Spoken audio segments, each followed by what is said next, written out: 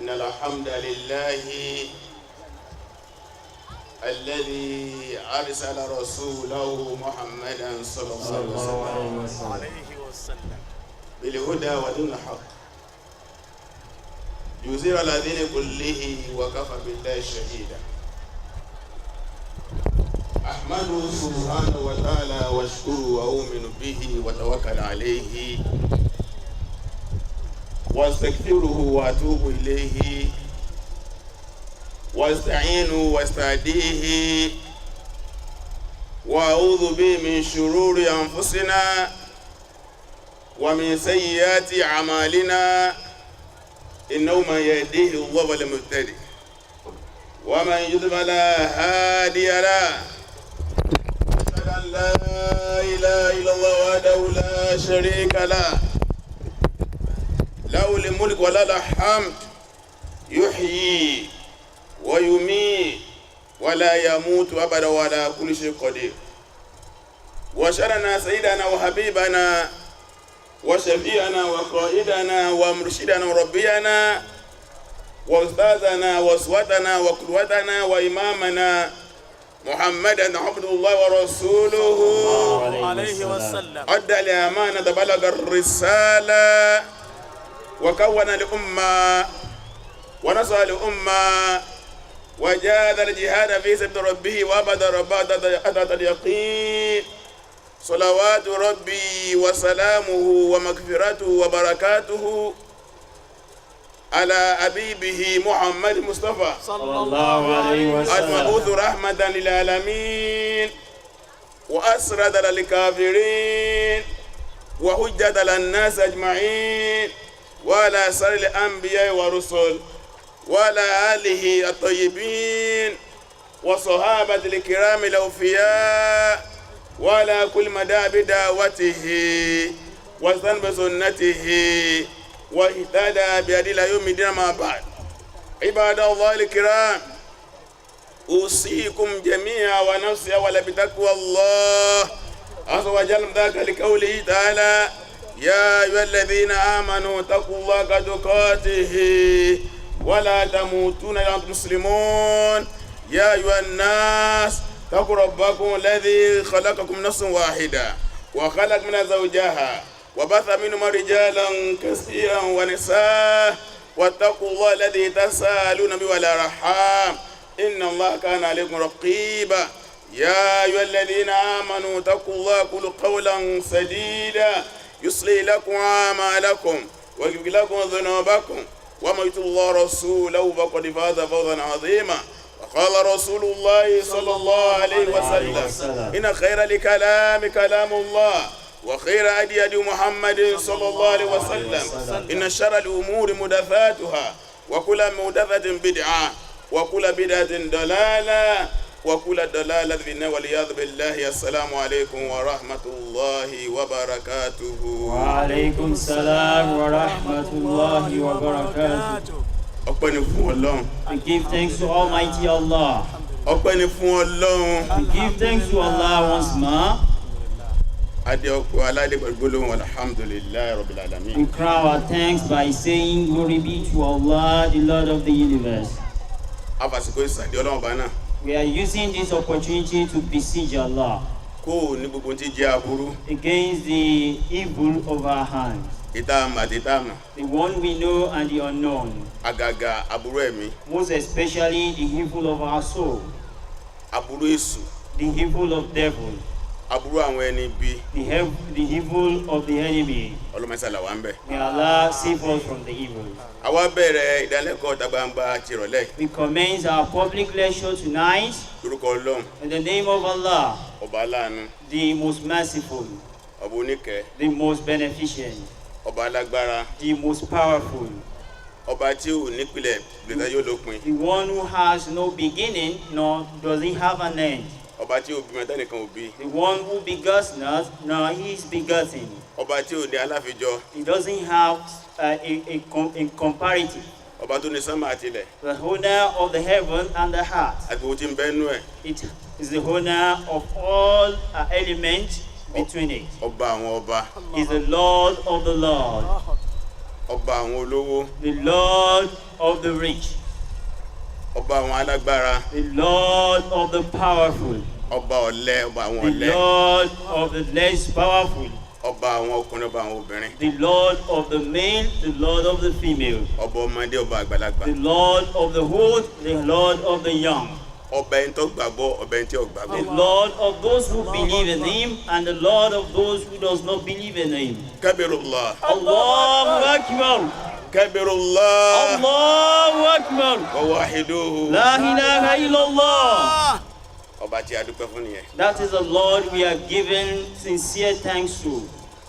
Àwa tọrọ ìkẹ́ ìgẹ̀ látọ̀dọ̀ Ọlọ́run fún Ànábì wa Muhammad. We are seeking Allah's blessing and His mercy from Allah for our noble Prophet Muhammad sallallahu alaihi wasallam, Àti gbogbo àwọn ànábì Ọlọ́run tí wọ́n jíṣẹ́ Ọlọ́run síwájú ẹ̀. and all prophets of Allah that has come before Muhammad sallallahu alaihi wasallam, Látàyè bàbá wa àkọ́kọ́ Adam. right from the time of our father Adam Tẹ dórí ànábì wa tó kányìn inú àwọn ànábì Bani Israil, Isa ibn Maryam. till our prophet Isa, Jesus Christ, the son of Maryam. Ó ní ànábì ìgbẹ̀yìn àwọn Bani Israil. That is the last prophet of the children of Israel. Nígbà tí Ọlọ́run bá gbé kúrò lórí ilẹ̀ ayé, When Allah took him from the surface of the heart, ilé ayé ò ní ànábì Ọlọ́run kankan mọ́. the world does not have any prophet Tẹ lé ní ọgọ́rùn-ún márùn-ún ọdún until after 500 years kọ́lọ́ tó wá gbé ànábì dìde. before Allah raised Muhammad sallallahu alaihi wasallam. Ọlọ́ba ní ṣèkẹ́ fún wọn. May Allah continue His blessings on them. Ìkáyè náà bá sí gbogbo àwọn tí wọ́n tẹ̀lé ànábì Ọlọ́run. We are seeking the continuation of this blessing on those people that follow the prophets of Allah, Tí wọ́n tẹ̀lé wọn tọkàntọkàn. those who follow them with mind, with sound mind, Títí tọ́lọ́run sì jogun ilé ayé ti bẹ́ẹ̀ bẹ́ẹ̀. till the day Allah will inherit the world and all elements in the world. Àwa bẹ̀ Ọlọ́run bá wa náà tá à ń bẹ́ bílé ni. We are pleading Allah, those of us here tonight, Agbègbè náà Mùsùlùmí wà lórí ilẹ̀ ayé. and wherever there are Muslims in the world, Ọlọ́run sì wá ní ọmọlẹ́yìn rẹ̀ fún àwọn ànábì may Ọlọ́run. Allah make us good followers to the prophets of Allah. A fẹ́ bá a sọ̀rọ̀ Ọlọ́run. We want to talk to us the words of Allah, Ṣùgbọ́n ròdẹ́ni ká sọ yìí, but these words we have before us, ọ̀rọ̀ ńlá ni. it's a big word. Wọ́n sì béèrè question ni. And a question was asked, Wọ́n á ní ìta là ń pè Mùsùlùmí. saying who is a Muslim? Ẹ̀rù gbọ́dọ̀ ńlá ni. It's a big word. Ó ìṣòro sọ. And it is very difficult to explain. Ta ni Mùsùlùmí? Who is a Muslim? Sáfẹ́ yọ wọn kan kó o pé wọ́n ṣe Mùsùlùmí ni. Are we going to remove some people and say they are not Muslims? Níbi ọ̀rọ̀ ti lénu. That is where the issue is a difficult and a sensitive issue. Ṣùgbọ́n wọ́n ní ọ̀rọ̀ òní tóbi káfọ̀bẹ bu ẹnu náà láì sọ. They said no matter how big a word is, we will never use a knife to cut it, we must explain it. Ọ̀pọ̀lọpọ̀ èèyàn tó bá gbọ́ àkọlé yìí, If we listen to the topic of tonight's lecture, á ṣe mọ̀ we will wonder, kí ni wọ́n gbà lérò. why do they choose this topic? Kí lè rò ń gba àwọn tí wọ́n mú àkọlé yìí? What is the intention of those people that have chosen this topic? Kí ló fà á? Why? Why do they choose this topic? Ṣùgbọ́n tí a bá ronú jinlẹ̀ sí, But when you think deeply, ìyẹn ó rí pé àkọlé ńlá ni. you understand that it's a very big topic. Àgàgà àsìkò tá a bára wa yìí, Most especially at this point in time. àsìkò ńlá ni. This is a very big time. Ẹ̀rí àná Muhammad, You see the Prophet of Allah sallallahu alaihi wasallam. Ọlọ́run bá kẹtọ́ pọ̀. Allah bless him so much. Nígbà náà sọ di ànábì Ọlọ́run, When Allah made him the Prophet of Allah, Ọlọ́run pìtàn ayé fún un. Allah told him the story, the history of the world. Níbo ilé ayé tí ń bọ̀? Where does this world come from? Níbo ni ó pín sí? Where is this world going to end? Kò tó wá dádúró ń bẹ̀ yẹn. And Allah does not stop it there. Ó tún wá sọ fún ntí tó ń bẹ lẹ́yìn ayé. And Allah told the Prophet what that exists beyond the world. Tí ò sọ̀rọ̀ ẹ̀ fún ànábì Ọlọ́run kan rí. Allah has never done that for other prophets. Tí ò sí àlàyé ẹ̀ lọ́dọ̀ ànábì Ọlọ́run kan rí. Other prophets does not have the explanation Àfànábì Muhammad nìkan. except Muhammad sallallahu alaihi wasallam. Ó ó wá tún sọ fún abó la yóò ṣe dàgbà tó bá sí mbẹ mọ́. And he told us the condition of the world when the prophet is no more in the world. kí la àpẹẹrẹ páyé fẹ́ parẹ́. What are the signs that the world is about to go to an end? àwọn àpẹẹrẹ wẹ́wẹ́wẹ́. Some little signs àwọn àpẹẹrẹ ńláńlá. and big signs. kò fi ara yìí sínú òkùnkùn rárá. The prophet has never put us in dark. fẹ́ni ọba wá díẹ̀. For whosoever make a search for it.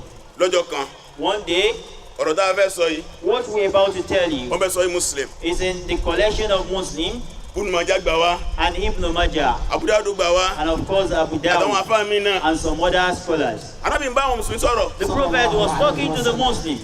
ó ní innal islama bada gariban wa sayudu gariban fatubal ghuraba. ó ń dájọ́ ẹjú ẹ̀sìn yìí. He says, surely this religion, Islam tí mo ń pè yín sí. Islam, I am calling you to, tẹ́ ẹ jẹ́ mùsùlùmí lọ́kùnrin lóbìnrin sí. that you are a Muslim male and female. bada gariban ó bẹ̀rẹ̀ ní ẹ̀sìn àjòjì. It started as a strange religion. irú ẹ̀sìn wo lélẹ̀. Which type of religion is this? ó ní bó ṣe bẹ̀rẹ̀ nu. That is how it started. torí pé ọ̀tọ̀ ni bí ayé wọ̀ ọ̀tọ̀ ni bí Islam gbèsè. Because the world was different from where Islam put it. ayé kánábì tó dé. The world before the arrival of Muhammad sallallahu alaihi wasallam. nígbà tí o sáà nàbí ọlọ́run lórí ilẹ̀ ayé When wọn. there was no other prophet, wọn àdọ́lọ́wọ́n bá wọn mọ̀. they don't know their God. ó ń bẹ́nu wọn. We have some of them, omi ló ń sìn. they worship water. ó ń bẹ́nu wọn. We have some of afẹ́ them, ló ń sìn. they worship air. ń bẹ́nu wọn. We have some of them, òkúta ló ń they sìn. worship stone. ń bẹ́nu wọn. We have some of irin them, ló ń sìn. they worship ń iron. bẹ́nu wọn. We have some of òru them, ló ń they sìn. worship sun. ń bẹ́nu wọn. We have some people, ìràwọ̀ ló ń they sìn. worship star. ń bẹ́nu wọn. We have some igi people, ló ń they sìn. worship trees. ń bẹ́nu wọn. We have some people, ẹranko ló ń they sìn. worship animals. ń bẹ́nu We wọn. have some of them, ẹ̀dẹ́ èèyàn bíi ẹgbẹ́ ló ń they sìn. worship human beings like them. tó sì gbà pé àwọn jẹ́ ọgbọ́n bíi àbùkátà òun nìyẹn. And they believe that those are the people that could solve their problem. àníbi wàá dé. The prophet came, sallallahu alaihi wasallam. ilahukum ilahun wahidun la ilaha illa huwa arrahmanur rahim. ilahukum ọlọ́run bá yín Oh, your Lord ẹyọ kan náà ni. is one. gbogbo yòókù èso ọlọ́run nìkan There is lọ́lọ́run. nothing that could be called God except Allah. ọba aláàánú ọba oníkẹni. He is the merciful, he is the blessed Lord. wọ́n ní ajalala alẹ́ ìlà sọfẹ́ sọ gbogbo ọlọ́run bá ilé ẹ̀kọ́ máa lọ ni. Is this prophet going to turn all gods that we worship to one? nàhàlà lẹ́sẹ̀ wò já. ètò gbédè òun kàyéfì ni o. This what he has brought is wonder. ẹ mọ̀ kó jẹ́ kàyéfì lóòótọ́. It is wonderful, really. ọtí ni wọ́n mu. They were drinking ó ní wọ́n máa alcohol. mutí mọ́. He said they shouldn't Olè drink ni wọ́n ń jà. alcohol. They were ó ní wọ́n stealing. máa jalè He mọ́. said they shouldn't steal. oyún ni wọ́n ń ṣẹ́. They were aborting their child. ó ní wọ́n máa sẹ́yún mọ́. They said they shouldn't abort àwọn òbí wọn pregnant. rìn òhò ní wọ́n máa rìn òhò mọ́. Walk naked. He told them not to walk naked. owó èlé ni wọ́n ń gbà wọn náà máa gbowó èlé mọ́. They took interest. He told them not to take interest. owó ẹ̀yìn náà ń gbé ní wọ́n máa gbowó ẹ̀yìn mọ́. Took bribe. Prophet told them not to take bribe. olówó yan tálákà jẹ. The rich ride the poor. alágbára yan lẹ́jẹ́. The powerful influence the less powerful. wọ́n ráre ọmọbìnrin láwùjọ. And they make they molest female in the society. ntí o tó nǹkan ló ń dogun. A little thing could cause war. báwo ṣe bá alẹ́ ayé nù. That was how the prophet makes the world. gbogbo tí wọ́n ń sọ yìí wá jẹ́ àjòjì létí wọn. And what he brought to them became strange to them. ó ní bí Islam ṣe bẹ̀rẹ̀ nu. And he told them that is how Islam started. irú èwo leléyìí. Which type of religion kí ló is tún it? gbé dé yìí. What has he brought to us? òun ilé ayé wa máa lọ ilé ayé wa máa lọ ilé ayé wa máa lọ ilé ayé wa máa lọ ilé ayé wa máa lọ ó ní yóò wá padà ẹ̀sìn yìí wàsá olùkọ́ rí ibà Islam tún wá di ẹ̀sìn àjòjì. He said the world will continue, it continues until Islam will still become a strange religion again. ẹni àwa bínú Islam The one that we are born in Islam tó dàgbà sínú Islam and he grew up in Islam. wọ́n wá máa sọ̀rọ̀ Islam fún. They will now be talking about Islam to him. alẹ́ wo leléyìí. He said, what kind of thing is àgbélé this? rí We have not heard about it. àrélé rí We have not seen this. ńgbà tí leléyìí. Where do you see this? àsìkò ẹ̀ láwa yìí. This is the time. ó ní fatu balùkùrọ̀bá fatuba al-ghuraba ó ní oríire ìdẹ̀kùn àtúntò dáadáa fún àwọn tí wọ́n bá fira wọn sípò àjòjì nígbà tí Islam dé ṣàjòjì. He says successful are those people that are those strangers that have put themselves in the position of strangers. àwọn tí wọ́n gba ìjájòjì yẹn nù gbèsè ayé wọn. Those who have accepted to look strange because they want to serve their Lord. ó ní oríire fún wọn. He said, blessed are those. àwọn sábà tó wá bí Ànábì léèrè. And the prophet, the companions asked the prophet, man ghuraba ya Rasulullah àwọn wọlé ní àjòjì afẹ́ mọ̀ wọn. who are the strangers? We want to know them. kí ni ìròyìn wọn. What is the news? What's the attribute of the ó strangers? wá fún wọn ní ìròyìn oríṣiríṣi. And he give them different kinds of attributes. nínú ẹ̀ Part of it, ó ní alladhina ya'tuna sunnata ba'da al-imata àwọn tí súnú wọn Ànábì tají lẹ́yìn ìgbà tí wọ́n ti lù pa. he said, those people that reawaken the sunnah after they have killed the sunnah. súnà ìgbà lórí àwékè wọn. The sunnah reawaken them lẹ́yìn ìgbà tí wọ́n ti lu súnà pa. after they have killed the sunnah. ó láwọn kan nù. He said, that is an attribute. ìyẹn lè fi rí àwọn ọmọ kékeré báyìí tán dárúgbọ̀n sí. That's where you can see the young people like us living our beard. àwọn tí wọ́n máa dárúgbọ̀n sí jọ àwọn àgbàlagbà ni. Those people that lived there before, it is only the old people. yóò sì já àfa. And they will be scholars. wọ́n nítorí àfa ni. He said he's a scholar. irú gbé sọ̀rọ̀ àfa o. Beard is not the issue of an affair. ọlọ́run ti fi bẹ́ẹ̀ wọ́n ló mú kú. Allah has put it there. It is you that remove it. súnà kan nù. That is one sunnah. ẹ̀rọ wọn ṣe ẹ̀rù bá àwọn ọmọ bí wọ́n ṣe múra. Look at the female, how they dress. ìjọ tó bẹ̀rẹ̀ báyìí kọ́ lórí o. When it started, it was not like this. bàbá mi na ọmọ ẹ̀ tó fẹ́ kú. Some father beat their children till the point of death. àgàgà àwọn ìlú tí wọ́n di ẹ̀sìn mú sísìn. Most especially the state or the community that hold firm to the religion. irú ẹ̀ ní Ìlọrin. Part of it is Ilorin. irú ẹ̀ ní Ìwó. Part of it is Iwo. irú ẹ̀ ní Ẹdẹ Ìkìrun. Ede, Ikirun is Ẹ̀pẹ́. another example. Ẹ̀pẹ́ is an example. àwọn ní àlejò lórí ìjọ táwọn ọmọ ń wọṣọ yìí. They are those people that took it very difficult for people. wọ́n when lu they are ọmọ mi picking wọ́n on- ti mọ́lé. They beat some female. They imprison some of them because of wọ́n sún hijab. aṣọ ẹlòmíì náà. They even burn the cloth. ọ̀kan nu That is one. àwọn tí wọ́n tara súnà tají nu. Those are the people that they are reawakened because of the sunnah. ó nínú wọn. He said part of them, unasun qalilun fi unasin kathirin ma ya'tihim akthar mimma yusib ma yusib akthar mimma yutihum.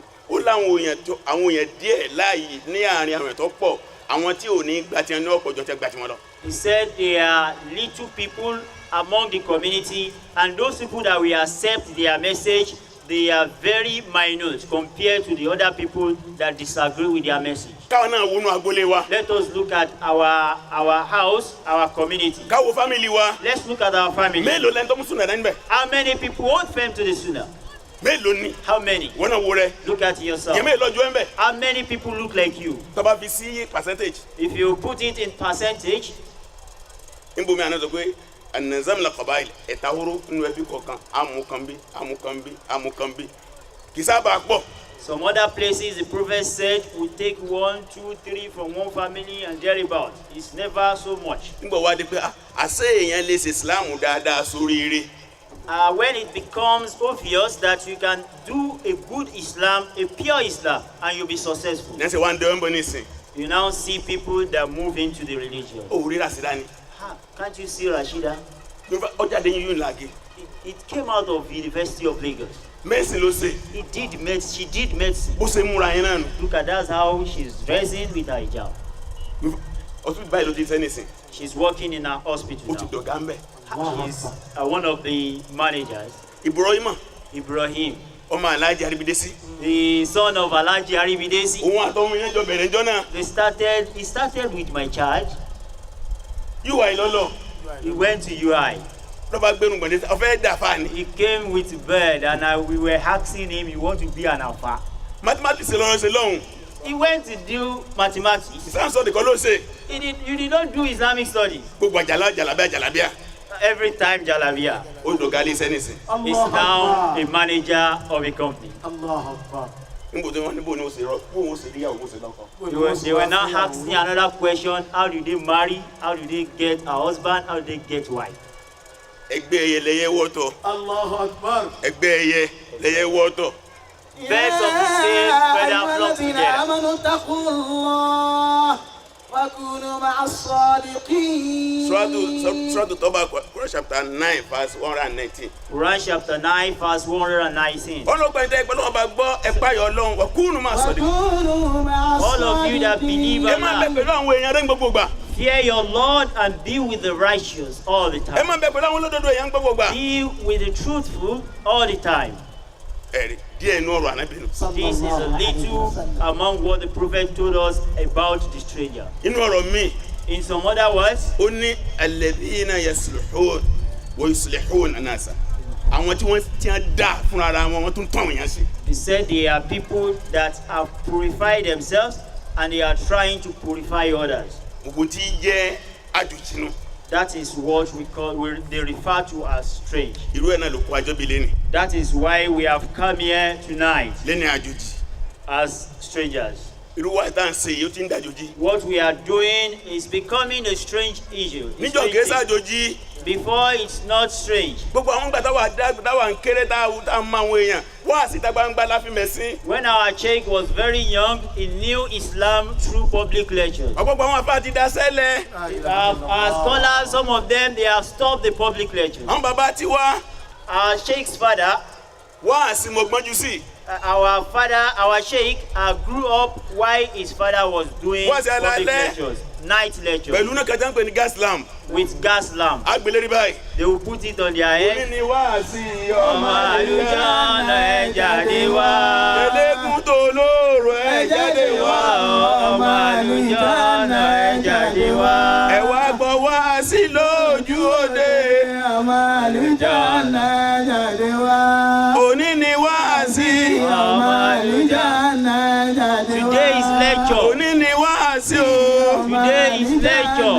Son of paradise, come Eléégún tó out. lóòrò ẹ jáde wá. The masquerade, come out. jáde wá. Ẹ wá gbọ́ wá sí lójú òde. Come and listen to lecture in the public service. Òní ni wá sí. Today is lecture. Son of paradise, come out. Ibi abọ́n bàbá nù. That is how our sheikh met his father. Àwọn ọmọ wọn dà. Where is their children? Where are their children? Bàbá kan ń bẹ ọ̀rẹ́ bàbá mi ni. There is one father, he is a friend to our sheikh's father. À ń pè ní ọ̀kẹ́ bìtìkẹ́. We call him Okebitike. Ẹ̀kẹ́ bẹ́ẹ̀. Ekebe. Obìnrin tí ò gbọ́dọ̀ kọ.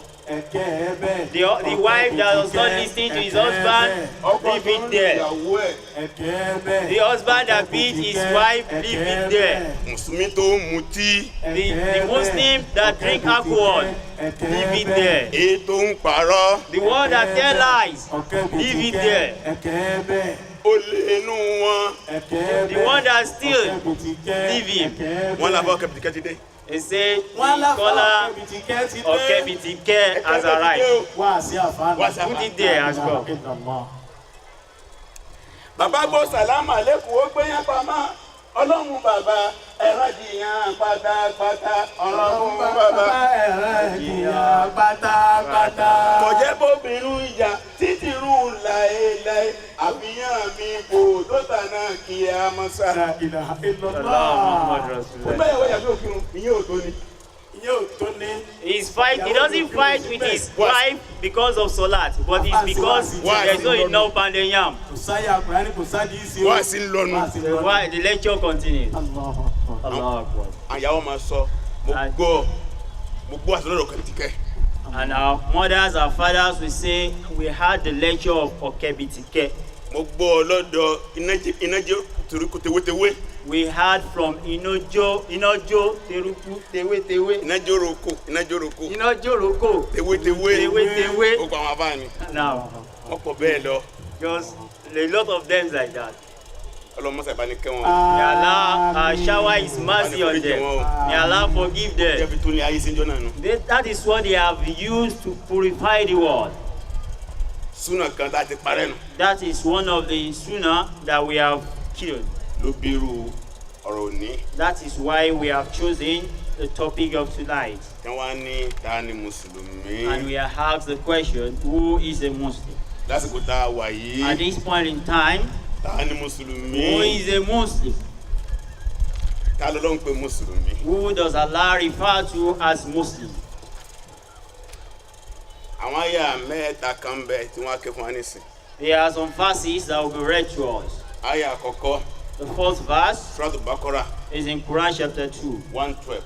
verse 112. Verse chapter 2 verse 112. Chapter 2, verse 112. Ẹgbọ́n tó lọ sọ. أعوذ بالله من الشيطان الرجيم Bala. بلى من أسلم وجهه لله وهو محسن Ọlọ́ni bàlà.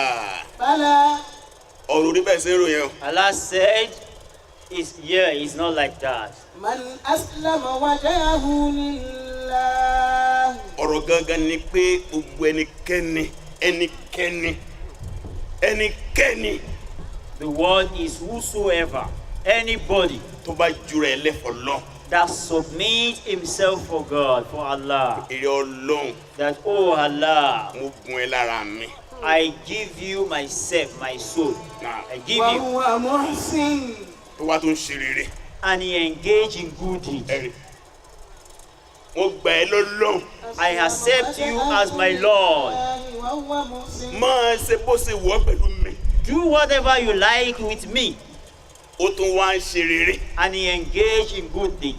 فله أجره عند ربه Ọlọ́run irú ẹni bẹ́ẹ̀ láìsí èméjì yóò gba ládàá rẹ̀ tó pé lọ́dọ̀ Ọlọ́run. Allah says such a person, without any iota of doubt, will take his reward fully from Allah. ولا خوف عليهم Ọlọ́run ní ìbẹ̀rù kò sí fún wọn mọ́. Allah said there is no fear for such a person. ولا هم يحزنون Ìbànújẹ́ kò sí fún wọn mọ́.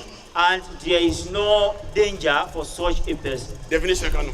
That is one definition for a Muslim. Islam wajilillah ìjùrẹ́ lẹ̀fọ́lọ́n. Submission to Allah Bákan náà wal amalu salih àti iṣẹ́ rere.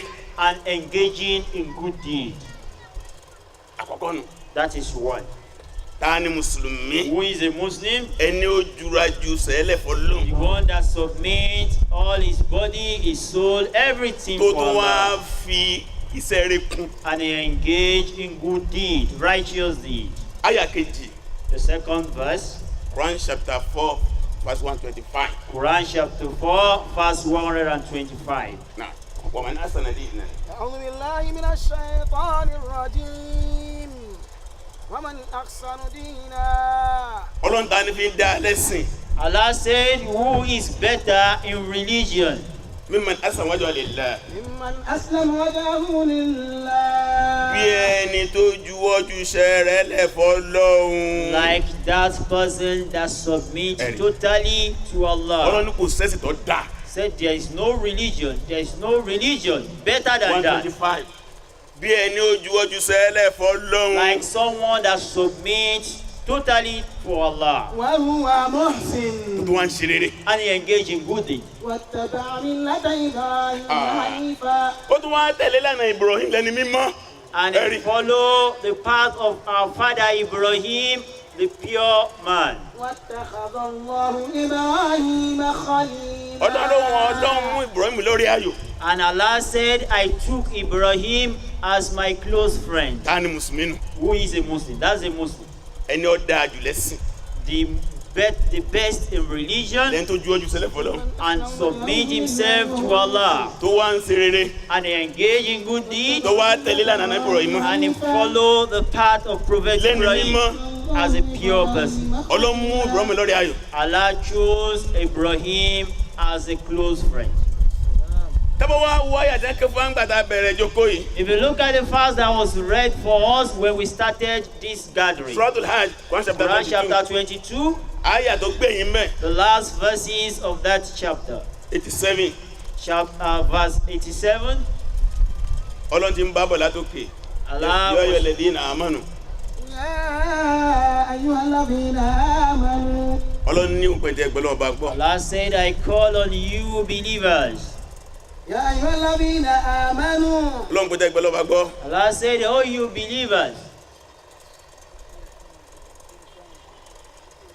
Sórí ni. اركعوا Ọlọ́run ní ẹ máa kírun. Allah said, worship your Lord, Ẹ forí balẹ̀ bow f'Ọlọ́run. and prostrate for your Lord, ربكم Ẹ̀sìn Ọlọ́run yín and dáadáa. worship your God, Wọ́pọ̀ lè xẹ́yìn. الخير Ẹ máa ṣe rere. and engage in good things, لعلكم تفلحون Kẹ́lẹ́ bá sórí ayé so àtọ̀run. that you will be successful in the Wajahid. world and جاهدوا hereafter. بالله حق جهاده Ẹ máa sapá sójú ọ̀nà Ọlọ́run pa gbogbo sapá. Allah says, strive in the path of Allah, وجتباكم Òun lọ́ba tó sàn yín lẹ́sà o. and it's Allah that has chosen you. وما جعل عليكم في الدين من حرج Ọlọ́run bò fin sínú ẹ̀sìn fún yín o. Allah has never made difficult your religion. من ملة أبيكم إبراهيم Ọ̀nà bàbá yín àgbà náà ni ọ̀nà Ibrahim, ọ̀nà rẹ̀ náà ni pé It is òun the ní dídá wà yìí. It is the path of your father Ibrahim, هو Abraham. سماكم المسلمين Wasammakun li Muslimin. هو سماكم Òun ló sọ yín ní Mùsùlùmí o. Abraham is the one that named you Muslim. من قبل Síwájú He has done that before. وفي هذا nínú ẹ̀sìn ìtànàbí tó ń wá iná Mùsùlùmí lẹ̀ ń jẹ́sẹ̀. Now, the religion that the prophet brought to you is Ibrahim that make you Muslim. ليكون الرسول شهيدا Kí عليكم ànábì dáná sí ànábì Muhammad kó lè bá jẹ́ ẹlẹ́rìí lé lórí àlìkíyámà. So that Muhammad could be your witness on the day of judgment. وتكونوا شهداء على Kẹ́yìn ọmọlẹ́yìn ànábì náà jẹ́ ẹlẹ́rìí gbogbo ayé lórí pé ẹ jíṣẹ́ rẹ̀ fún So ayé o. that you, the follower of Muhammad, you could be witness to the entire world that you have delivered the message. Ní ẹ̀nà tó ń ṣe fáyé.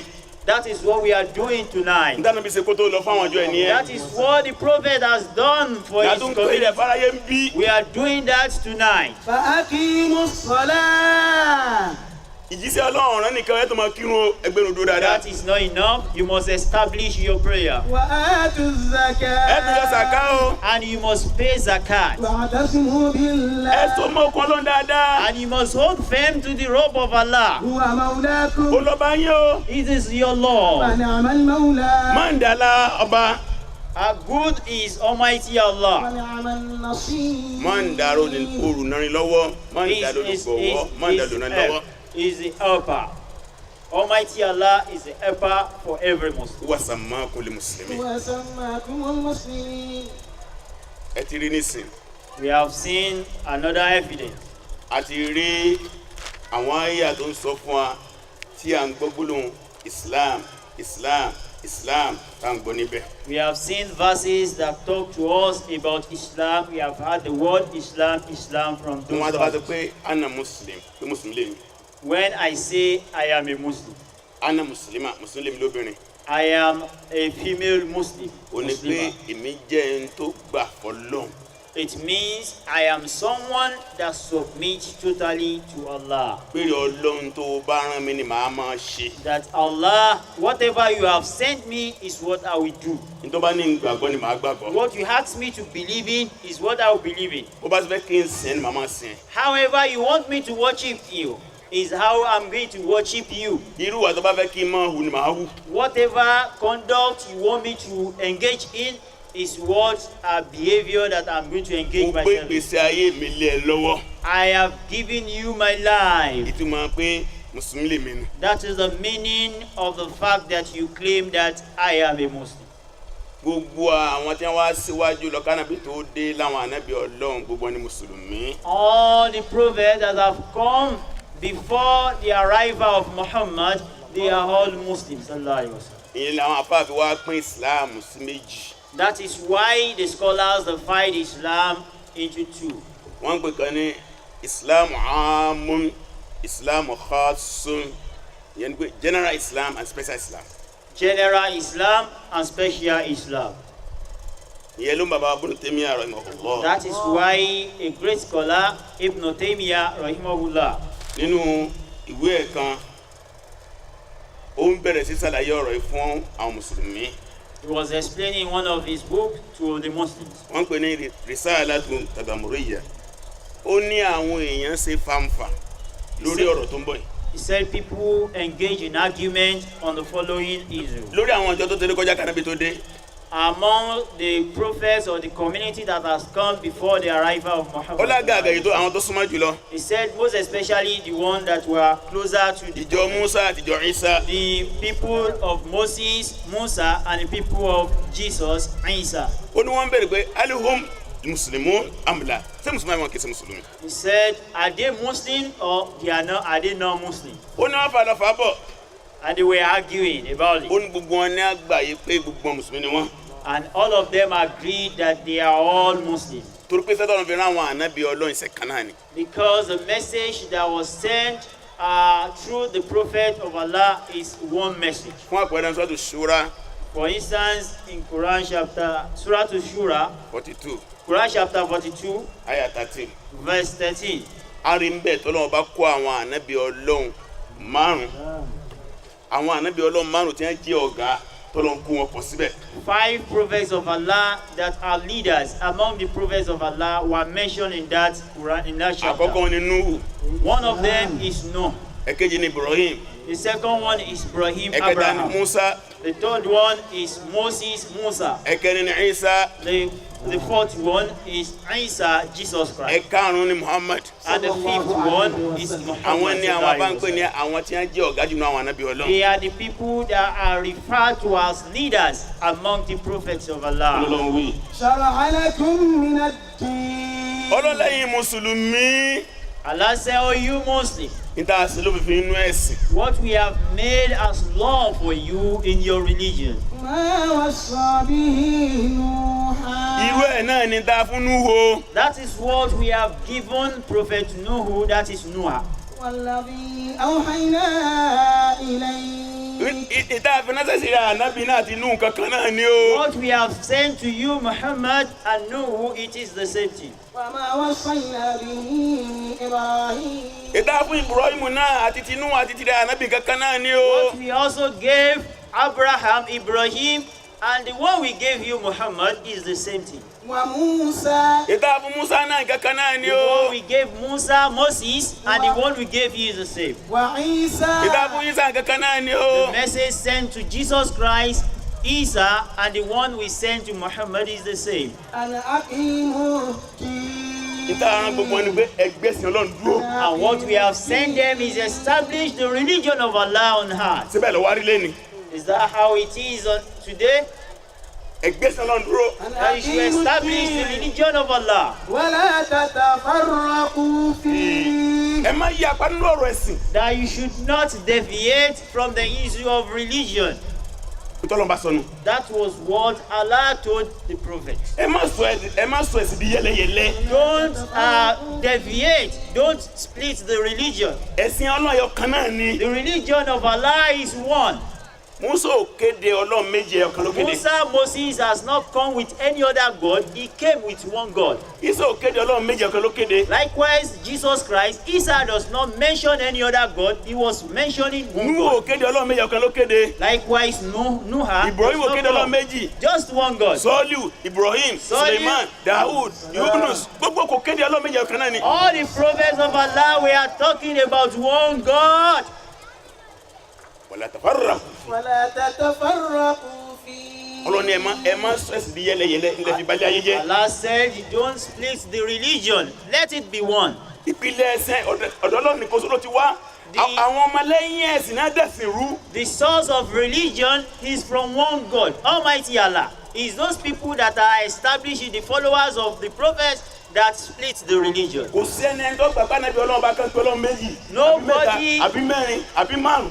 Nobody can say a prophet of Allah came to talk about 2 gods or 3 gods or 4 gods. It's not possible. ṣùgbọ́n bọ̀rọ̀ ọmọlẹ́yìn àwọn ànábì Ọlọ́run ni òkúrọ́. But majority of the followers of the prophet of Allah, they are liars. They nígbà tell àwọn ànábì wọn bá lies. They lọ tell tán lies. wọn á yọ kó mẹ́ wá fi kún.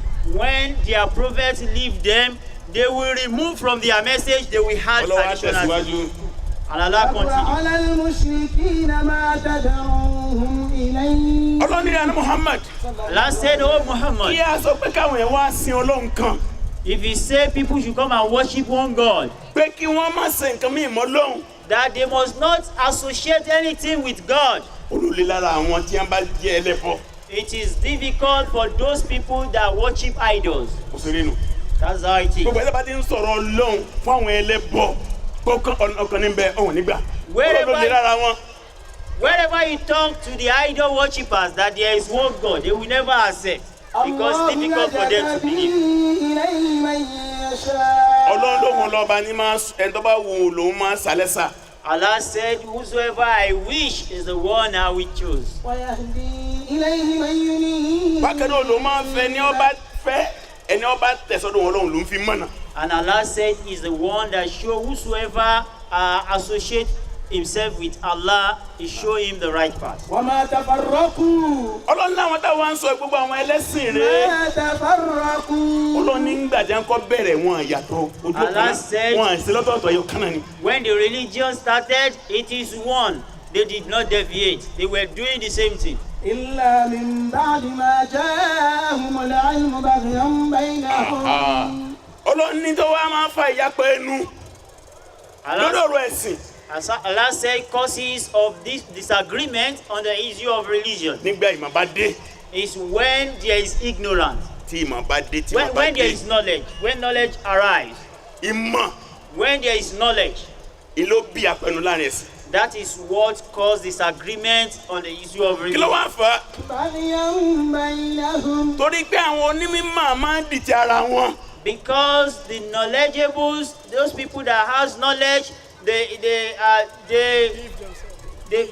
beef themselves. Wọ́n máa ń kórìíra wọn, wọ́n bínú ara wọn. They feel hatred between one another. Lẹ́fì máa rí. That is why you see Jàmbá ní òde kan wà o. when there is a gathering, Àwọn afá báyìí náà ń bọ̀ mbẹ́ o. some scholars are coming. Ẹ̀mú gbọ́ afá kan sọ pé ṣé ń bọ̀? Afá báyìí ń bọ̀ sọ́n. Some scholars, some people will ask, is so sheikh coming? Mi ò lè wà bẹ́ẹ̀. I will not be there. Àlejò jókòó láíláí. We can never sit together. Kò possible. It's not possible. Bẹ́ẹ̀ bá ti pè é gbọ́dọ̀ pé. When you call him, you must not call Tó bá him. ṣe pé mi lẹ́ pè ẹ má pè òun tó bá ti wá èmi ò wá Ẹ̀mú kan. ẹ mú kan ni. Choose one. Èmi àti ẹ̀ náà tẹ̀sí ni. Àwọn afá náà dẹ̀sìn rú. And it is Afá ló dẹ̀sìn rú. the scholars that cause problems in the religion. Ọkọ bẹ́ẹ̀ lórí àwọn afá àti àwọn ṣáájú káwọn afá mùsùlùmí tó dé. It started from the scholars before the the Muslim scholars. Ẹnlẹ́ wá wàhálà tá a máa ń rẹ̀sìn lẹ́ni. Look at the problems we face in our religion Àgàwá tá a today. nímọ̀. Most especially those of us that does not have knowledge. Níjọ́ táwọn afá ọ̀pọ̀. Before, when there were not so much scholars, Tá a bá ní afá kan ládùúgbò. when we have a scholar in a community, Ní tó bá gbọ́ lọ́n fún aná la máa ṣe. whatever he told us is what we do. Tó bá ní amọ̀lẹ́ la máa ṣe. He said, whatever he said we should engage in, we engage Lẹ́lọ́mí in. bá wá dé. When another person come, Yóò máa tako yẹn. he will now come to go against such a person.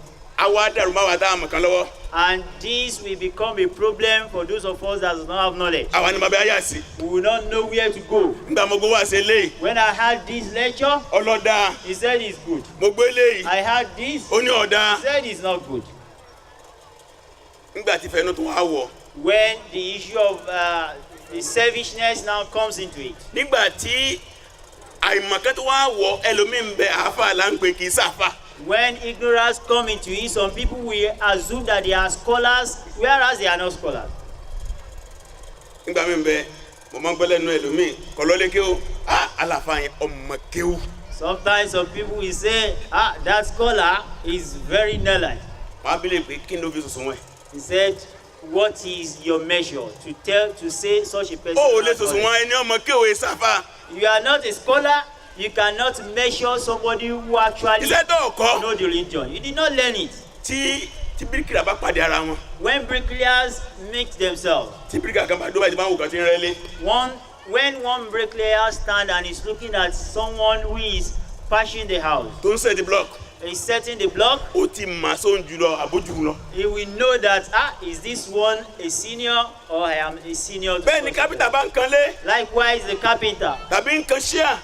that is building a house or is building a Bí ẹgbẹ́ rẹ̀ shed. bá ti débẹ̀.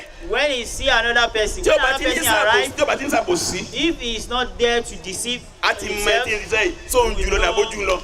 that such a person, what category is this person? Is he my senior? I am a senior person too. Bí àwọn ọ̀jọ̀gbọ́n jẹ́ sì kàwé. Likewise, the professors, tí wọ́n bá ríra wọn When they meet themselves, wọ́n ti mọ báwọn ṣe rí síra wọn. they know how to measure themselves. báwọn olówó bá ti pàdé ara wọn When the rich meet themselves, níjọ́ ọjọ́ máa ń tá ká oògùn tó lóògùn bá pàdé ara wọn. in the olden days, when they publicize charms, when they meet themselves, they know if this charm is more than my own. àwọn afánikẹ́lá máa ṣàgídí. It's only the scholars that feel obstinate a ní sometimes. kí ló mọ̀. He said, what does he kí ló know? ké What does he read? ṣé n tó ké sí wọ̀ kiri. What he has read, do you read it? èèyàn ń ṣàgídí ni bẹ́ẹ̀ bá ti jókòó tira wọn lónìí mímọ́ káàdì gbọ́mọ̀ ti tọ́ mọ́. You don't need to be obstinate. Whenever you sit beside yourself as scholars, you will know your category. tábà tí wàá ṣe báyẹn ẹ̀sìn ó dàrú. If you don't do that, the religion, there could be problem in the religion. tó ń bẹ̀ yẹn náà ẹnẹ́ mọ wàhálà o mo ti sọ fún jọ mi pé báyẹn lẹ́sìn rí I have told my congregation that this is religion. bá a sì máa sin lọ́rùn rẹ̀. This is how we worship our God. ní tí mo sì sọ yìí ó lè má lẹ́sẹ̀ lẹ̀. And what I have told them might not have an evidence. ẹlòmíì wá dé Another person now came tó nímọ̀ jù mí lọ. and is more learned than me. ó wá ń sọ pé ara wọn kan nú àwọn ọjọ́ mùsùlùmí tí wọ́n ń ṣe báyìí ó kù díẹ̀ káàtó. And he said, we have seen some congregation of Muslims that engage in this. That is not good enough. nǹkan báyìí lọ́yẹ̀ ká máa ṣe o. We need to do this, we need to do that. ìbẹ̀ àyà báyìí sọ báyìí ní alukurani. A chapter or a verse of the Quran says ọ̀rọ̀ anábì this. sọ báyìí. The hadith said this. àwọn àfáà sábì màlìkí mọ́ ṣàfi sọ The báyìí. scholars, the early scholars said this. tí n bá jẹ́yàn gidi kí ló yẹ kí n ṣe. If I am a righteous scholar, what am I supposed to do? máa lọ ìrè ewu tó ń sọ yẹn. I will go and search for what he's ṣé talking ń bẹ́ẹ̀ about. bí àbí òsì. Is it there like that or not? tí n bá ti bá ń bẹ̀. If I have found it there, máa padà sọ́dọ̀ àwọn àjọ mi ni. I will go back to my congregation. níta tí n bá bọ̀ tẹ́lẹ̀. What we have been doing before, níbi ìmọ̀ mọ́nu.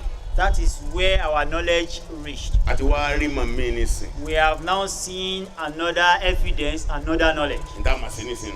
This is what we should be doing now. ṣéjà ó wà. Would there be any problem? ẹ̀sìn àdàgbàsókè sí ni. The religion will grow. níbi wàhálà wà nù. That is where there is an issue, there is problem. a sì rá àwọn àfẹ́ ẹ̀sìn tẹ́ ṣe bẹ́ẹ̀. And we have seen the scholars of the religion that have done this in the past. Imam Abu Hanifa rahimahullah. Imam Abu Hanifa, may Allah be pleased with him, ó ní bá a ṣe nímọ̀ tó.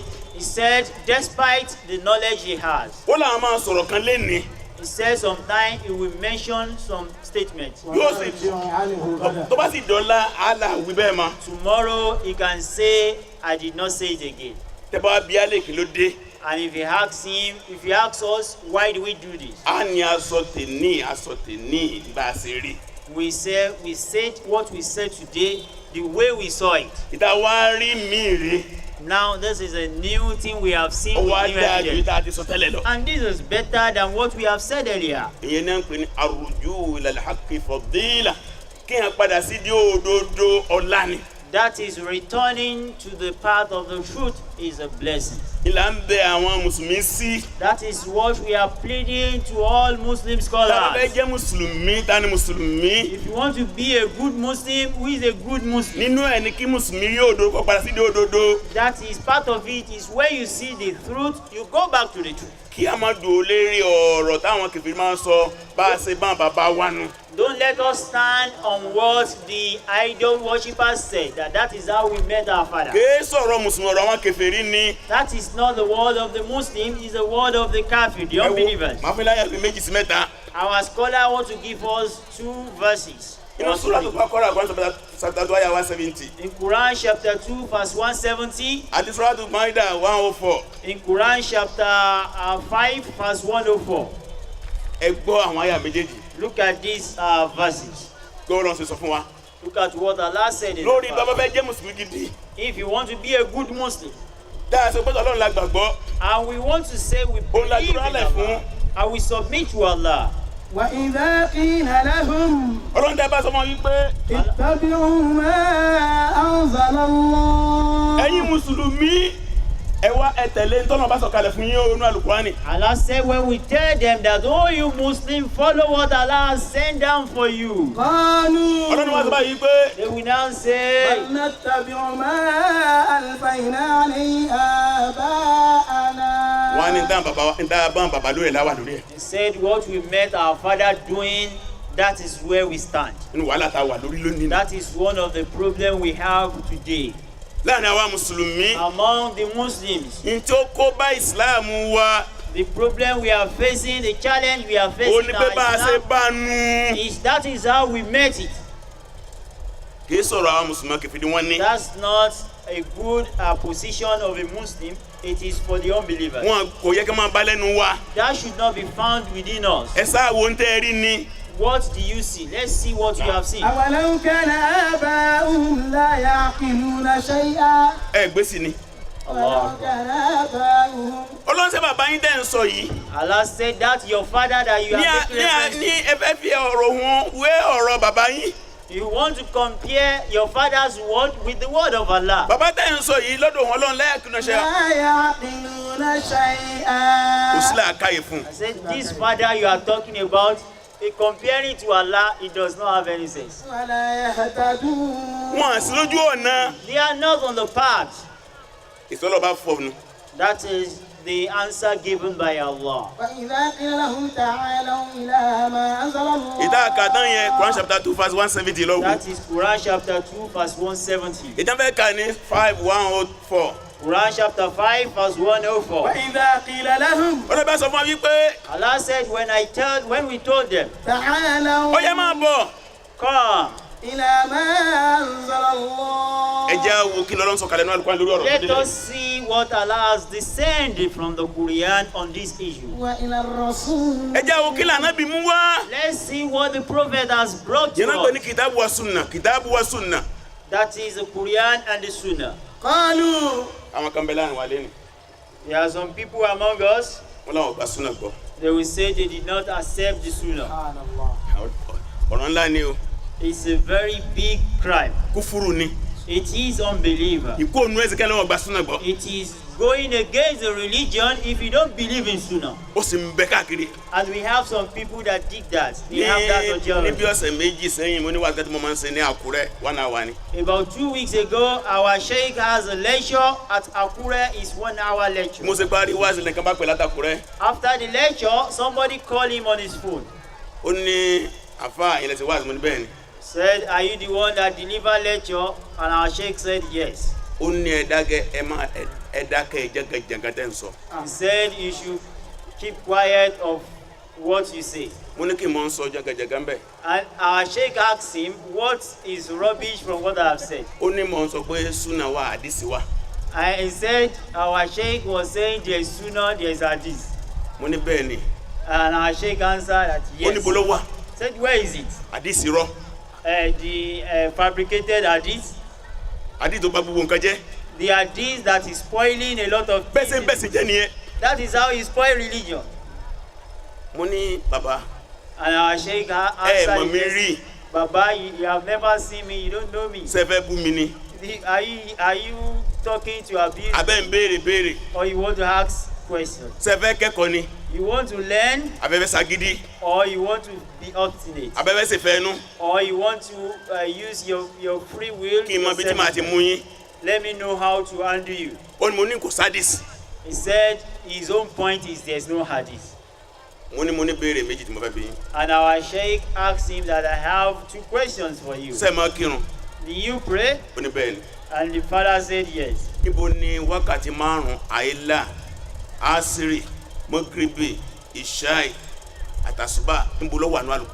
And our Sheikh asked him that where is Salat, the 5 daily Salat, that is the Zuhr, the Asri, the Maghrib, the Isha, where do you find it in the Quran?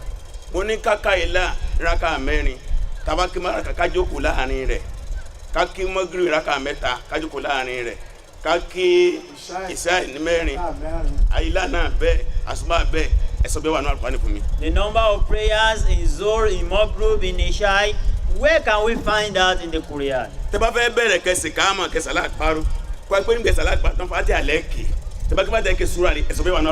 And if you want to commence your Salat, you say Allahu Akbar, you say Fatiha and some other surah. Where can we find that in the Quran? He said, I don't have any answer for that. Don't you read the Quran? بعده يؤمنون. Mo ní bàbá nítorí Ọlọ́run. And our Sheikh say, our Fasi'alu ala dhikri. إن كنتم لا تعلمون. Hadith ní aṣọ Al-Qur'an ni Ọlọ́run bá ń sọ ń bẹ. Èdè ní. Ọlọ́run lẹ́yìn Al-Qur'an lẹ́yìn hadith. lẹ́yìn gbogbo tó wọn بعده يؤمنون. kílẹ̀ tó fẹ́ gbàgbọ́. Pé sọ́mọ kèfèrí.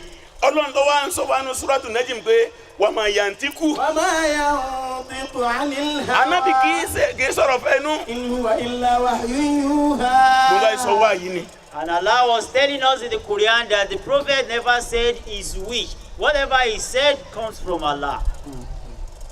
Àná Muhammad. صلى الله Our عليه Prophet وسلم. sallallahu Ó ní alaihi gbogbo ilé wasallam, wa àlìjánnà. he said, all of you will enter paradise, Àfẹ́ ń bá kọ̀. except those who doesn't want to Wọ́n ta enter nílé ẹ̀kọ́ paradise. òdòdó Ọlọ́run. And they asked him, who will refuse to enter paradise? Ó lẹ́ ń bá tẹ̀lé mi. He said, whosoever follow me, Yọ wá àlìjánnà. he will enter Ẹ ń bá paradise. yapa àṣẹ mi. Whosoever deviate from my Yọ wọ náà. command, we enter hellfire. Bọ́lá ń ṣe sọnù. That is the word of Allah and the تعالوا Prophet. إلى ما أنزل الله وإلى الرسول. Ọlọ́run tí wàhálà bá ti lè dé láàrin ẹ̀yin Mùsùlùmí. Ọlọ́run ní ìtẹ́fìsì ìdájọ́ ní kìtàbù wa sunnah. And Allah Fa'in said, tanaza'tum fi shay'in farudduhu. فردوه إلى الله والرسول. Allah said, when there is disagreement between you Muslims, you should return back to the Quran and the Sunnah. Ànábì ló ń fi kan méjì lẹ́fẹ̀ẹ́ Mùsùlùmí. Allah Tó ń said, bá ti I lọ tán, left two things for ẹ̀ you ní Muslims. sọ̀rọ̀ ẹ bá dì mú dáadáa. Kìtàbù Allahi wa sunnati After my demise, if you hold firm to those two things, you will never be astray. And that is the book of Allah and the Sunnah of the Prophet. Ọ̀rọ̀ wa dàbá ní ẹ wá inú Suratu. إلى ما أنزل الله. Ẹ wá kí ẹ jẹ́ ká wo kọ́ ló ń sọ lórí ọ̀rọ̀ yìí. And if Allah said, when we say you should come, let us see what Allah said about this issue. وإلى الرسول. Kí ló ṣe sọ lé lórí? What does the Prophet say about it? Wọ́n tó قالوا bá yẹ pé They will now say, حسبنا ما وجدنا عليه آباءنا. ìdá tí mọ̀ bàbá wa lórí òtítọ́ wa. whatever we have met our father doing is enough for us. ولو كان آباؤهم لا يعلمون شيئا. Ọlọ́run bàbá tí wọ́n sọ ọmọ nǹkan kan. I said, all these father you are referring to, they doesn't know anything. ولا يهتدون. Wọ́n àmọ́ náà. They don't know the path. Ta ló mọ nǹkan? Who knows? Allah. Allah. Ta ló mọ̀nà? Ànábì. Allah. Lórí díẹ̀ For this reason, ló ṣe yí pé that is why Mùsùlùmí Muslim ẹni tó gbà fàfọ́ lọ. is the one that submits to the will of Tó sì Allah ṣe rere. and he engage in righteous deed, Ó wá ní àwọn condition. and it has its condition. Ali-Muslim Muslims fi àkìdá ti inú àkìdá. in his ideology. Àkọ́kọ́ nù. That is the first thing. Kí ni àkìdá ẹ̀? What is the ideology? Tẹ́ máa sọ̀rọ̀ àkìdá. When we talk about Ó ní ìpìlẹ̀ ideology, ẹ̀sìn. that is the Ìtẹ́ source, àmọ́ the di origin of sọ́kàn tí mo religion. máa fi sọ́kàn. What you put in your mind Nípa Ọlọ́run. about your Lord, Nípa àwọn màlẹ́kà Ọlọ́run. about the angels of Nípa Allah, àwọn ànábì Ọlọ́run. about the prophets of Nípa àwọn Allah, ìwé Ọlọ́run. about the books of Allah, Nípa ọjọ́ gbẹ̀ndẹ̀ àlìkíámà. about the day of judgment, Nípa kádàrá. about destiny, Nípa sàárè àti ya sàárè. about the grave and the punishment and the goodies of the grave, Nípa iná àtàlìjẹ́nnà. about the hellfire, about the paradise, Nípa àlìyára sí Ọlọ́run. about the arash of Allah, Nípa àwọn ìròyìn Ọlọ́run. about the attributes of Nípa àwọn Allah, orúkọ Ọlọ́run. about the names of Gbogbo Allah. àwọn eléyìí náà ń pè ní òmùrù àkọ́ìdí àti àmọ́ gbèsè mi. All these are what you put in your ideology, in your mind. Bí àwọn ẹ̀ tí máa wónú. That is where some people fail. Wọ́n máa jẹ́ okọ́ Mùsùlùmí ṣùgbọ́n lọ́dọ̀ Ọlọ́run ní fáìlì Ọlọ́run ẹ̀sìn Mùsùlùmí. They will be named Muslims, but in the file of Allah, they are not Muslims. Pápá nísìn. For example, Ibẹ̀ náà kàjá ń pẹ̀lú àwọn Mùsùlùmí. we have some people that call themselves Muslims. Tí wọ́n gbà pé ànábì Ọlọ́run bá míì lè wá lẹ́yìn ànábì Muhammad. They still believe that there could be any other prophet after Muhammad. Lọ́dọ̀ pé wa ma kana Muhammadun. وما كان محمد أبا أحد من رجالكم. ọlọ́run náà bí kẹsì bàbá ẹnì kankan nù yín. Allah said the prophet is not your father. ولكن رسول الله وخاتم النبيين. ọlọ́run jó jíṣẹ́ ọlọ́run kó sì jókòó àwọn ànábì ọlọ́run. Allah said he is a prophet of Allah and the last, the seal of the prophet of ó sì Allah. ní wàlá nàbí àbáàdé ànábì lánàbí ọ̀wà lẹ́yìn mi mọ́. And Allah, and the prophet said there is not going to be any prophet after Muhammad. bẹ́ẹ̀ bá wá gbà pàànàbí mi tó ń bọ̀ And if you believe that there will come another prophet, tó jẹ́ ànábì tuntun that's a new prophet. lẹ́yìn ànábì Muhammad After the prophet Kìí ṣe Muhammad, Mùsùlùmí. is not a Muslim. akásí wà ń bẹ láyé lẹ́nu. And we have some people in the world, wọ́n gbà pé lórí àwọn ànábì ọlọ́run. they still believe that he is the leader of the prophet. wọ́n gbà pé olórí àwọn And they still believe that their leader, the leader of their organization, the leader of their congregation is a prophet. lọ́dọ̀ àwọn afẹ́sì From the scholars of religion, àwọn alùsùn ọ̀lẹ̀ jàmá the Ahlus-Sunnah wal Jama'ah, kìfìrí ni wọ́n. they are unbelievers. irú ẹ̀ ní ọ̀rọ̀ tó délẹ̀ nísìn That is an issue that is on ground now lórí ọ̀rọ̀ níbi wa Isa alayhi salam. about the prophet Isa, Jesus Christ. àwọn kìsẹ̀ nígbàgbọ́ tí wọ́n lé lórí The Christian has their belief. àwọn mùsùlùmí nígbàgbọ́ tí a lé lórí The Muslims has their belief on it. nínú gbàgbọ́ tí wá In the Muslims believe about Jesus Christ. onípẹ́lọ́ ń gbégun sánmọ̀ lọ We believe that it's Allah that took him to the ó heavens sì ń bọ̀ and he's coming back to the wọ́n world. kì í sànábì tuntun mọ́ ànábì àtijọ́ ni But he's not going to be a new prophet, but he's a prophet of the old. ànábì ló ń bọ̀ The prophet told us that he's coming. ara mi ìgbẹ̀yìn ayé ni It's the signs of the last hour. lọ́dọ̀ àwọn mùsùlùmí To the Muslims, tọ́bọ̀ wá dé ànábì sọ bí ó ṣe dé when it comes, the prophet told us how Jesus Christ will ó sọ bí arrive. tí ó dé sí He told us where ó sọ Isa orú will kọ̀ǹdíṣàn wo ni ó wà tó bá dé and he told us the condition of Jesus Christ. ó sọ when bó he ní ó ṣe comes. bá àwọn mùsùlùmí And he told us the position he's going to meet the Muslims. ó lọ́n when sọ máa he kírun lọ́wọ́ ni wọ́n fẹ́ kírun ni And he said it will be a point where Ní the ó Muslims sọ̀kalẹ̀. want to pray. And Jesus Christ, Isa will descend. wọ́n á ní kó lídìí àwọn They will ask him that Jesus Christ, Isa, lead us in Salah. rárá And Jesus Christ will èmi náà fẹ́ say, jọmọ "No, lẹ́yìn àná Muhammad I want to be Sallallahu a alayhi follower wa of sallam. Muhammad." àwa tó sẹ́yìn olórí àwọn mùsùlùmí And he's going to line up behind the leader of the tí Muslims. wọ́n wá kírun tán Then after the prayer, wàhálà wá wà ńlẹ̀ there will be an issue. olọkùnrin kan tí ó dìde It will be the one that will stand up. wọ́n pè ní Dajjal There will be an issue about a man that is called Dajjal, the ànábì Antichrist. lọ́kùnrin yìí The prophet said, this man will come, yóò pè rẹ̀ lọ́lọ́run he will call himself God. yóò da iná He will create his hellfire yóò da àlìjánnà and he will create his paradise. á ní ẹ̀ ń bá tẹ̀ lọ́lọ́run He said, whosoever follow Allah, yóò wọ náà hun he will enter the fire of Dajjal, the Antichrist. ẹni ó bá tẹ̀lé òun He said, whosoever follow yóò him wọ àlìjánnà òun will enter his ẹ̀ ń paradise. bá wọ àlìjánnà rẹ̀ Whosoever enter his Iná ló ń paradise lọ. is entering the ẹ̀ ń bá hellfire of wọ náà Allah. rẹ̀ He will enter his Àlìjánnà ló ń hellfire, lọ. he will enter Allah's paradise. yóò wà láwọn ọmọ ogun And he has his soldiers. Ìsá yìí àti àwọn mùsùlùmí ni wọ́n kojú ẹ̀ tí wọ́n rẹ̀ yẹn It is Isa, Jesus Christ, and other Muslims that will face the Antichrist, the Dajjal, and they will finish the Dajjal with his soldiers. àníbi wá sọ yẹ ọdún tí ó lò láyé And the prophet told us the number of years he's going to Ó sọ bí ó spend ṣe on kú. earth. He told us how he's wọ́n going sọ to bí tí die. wọ́n sì sí He told us where they are going to bury him. àwọn kan wá dìde lé nínú mùsùlùmí And some people, they are now, some people rise up among Muslims. wọ́n ní Ìsá wà mọ́ o They will say, Jesus Christ, Isa will never tẹ́ come bá ti ní again. ń bọ̀ If he say ẹ̀yin náà ti he's jọ coming, kírísítẹ́nì nìyẹn you are now like the Christian. in tí ó bá jẹ́ òdodo nínú ọ̀rọ̀ kírísítẹ́n Islam fẹsẹ̀ rinlẹ̀ Whatever is truth amongst the world Bàbá of the ti jọra wọn, Christian, bàbá ti dáhùn Islam Kùránì fún. accept it.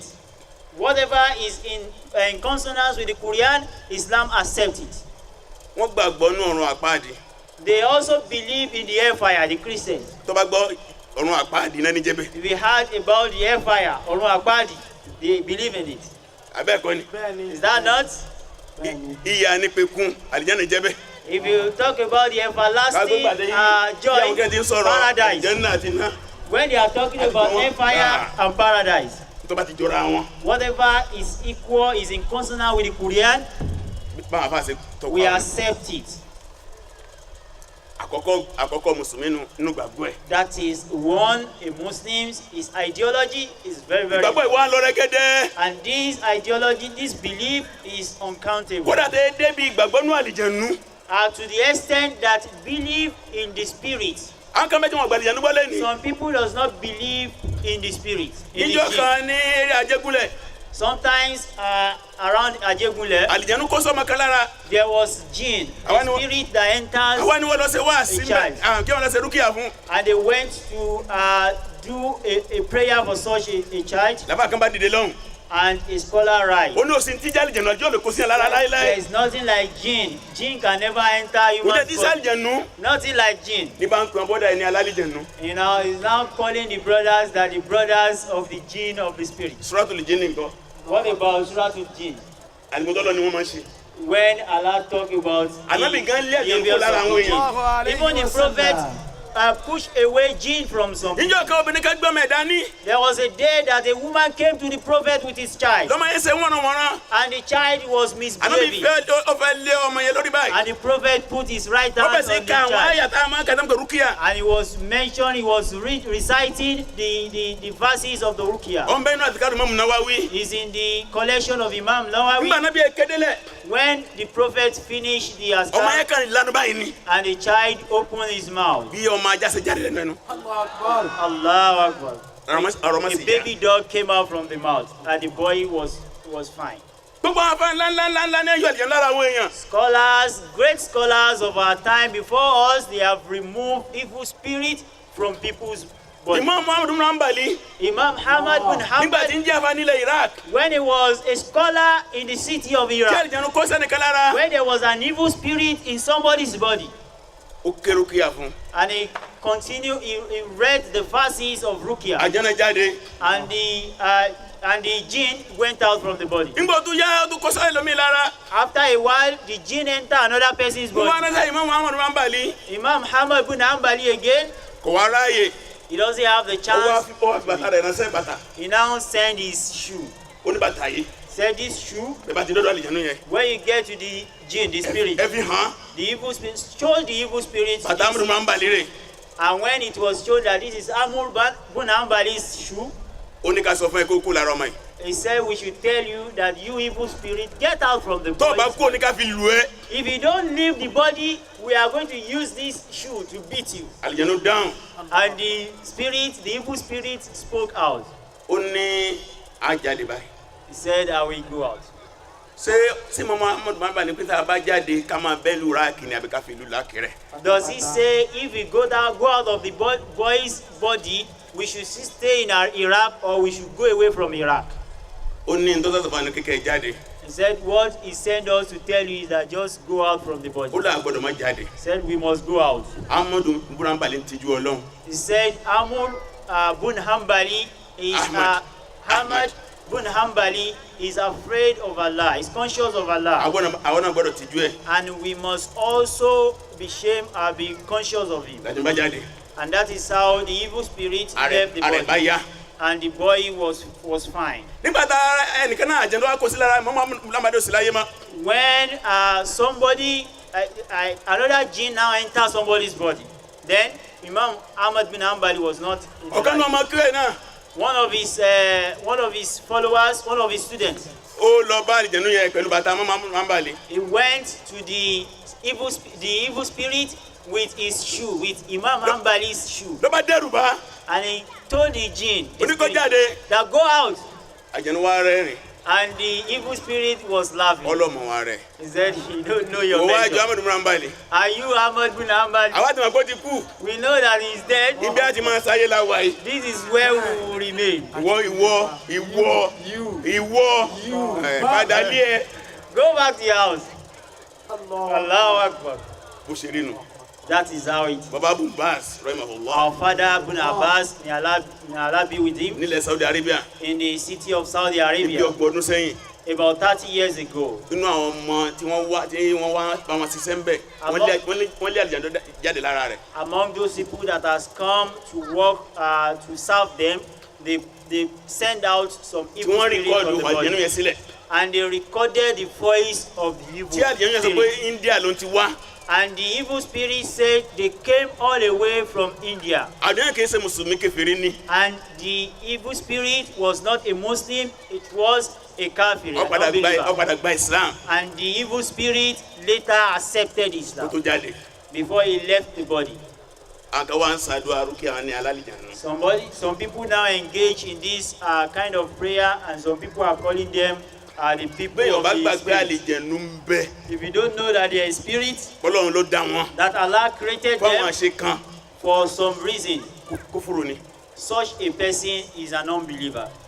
Òṣèré rẹ̀ ó lè jẹ́ orúkọ Mùsùlùmí o. It can even be a Muslim Ó lè jẹ́ by name. Abdullahi, ó lè jẹ́ Muhammad, ó It jẹ́ can be Idris. Abdullah, it can be Idris. If you don't believe that they exist, you are still unbeliever. Ó nígbàgbọ́ tó yẹ ká gbọ́ nípa wọn ní à ń pè ní alam jinn wa shayatin. Inú àkídà ni What we need to àgbáyé believe àlìjànú about àtàwọn them, èṣù. the word of the jinn, the word of the evil spirit. Lẹ́yìn náà Mùsùlùmí fi ìbádàtì Mùsùlùmí jọ́sìn. And of course, a Muslim in his worship. Tó bá ti dá nígbàgbọ́ gbàdá níjọ́sìn. When you are good in your faith, you must be good in your worship. Òun ní bá a ṣe sin lọ́hùn. That is how we worship Tó Allah. bẹ́ẹ̀ lórí irun. It started from Salat. Ká from jẹ́ kí wọ́n ní prayer. àlàáfíà. You make your Salat sound. Torí pé inú kan tí máa ń kó bánu ni àdádálẹ̀.